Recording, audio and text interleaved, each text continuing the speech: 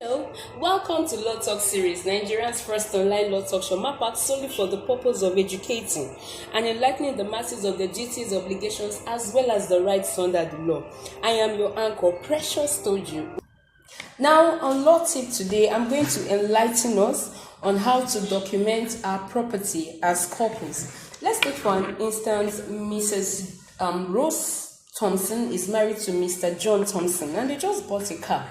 Now, if you write on the receipt of the car or any paperwork of the car, Mr. and Mrs. Thompson or Mr. and Mrs. John Thompson, now that's no valid documentation in law because it does not show equal ownership, especially when any woman can be Mrs. John Thompson or Mrs. Thompson.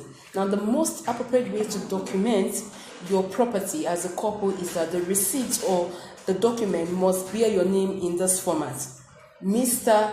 John and Mrs. Rose Thompson, or Mr. John Thompson and Mrs. Rose Thompson. Now, this shows equal ownership in law.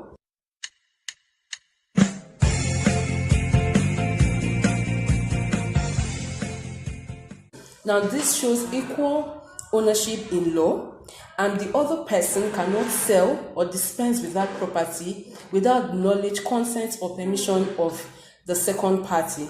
Where he or she does that, the other party is entitled to compensation. And this also helps to curtail third-party interference in the property of couples. Now that you know, please ensure that you do the right thing.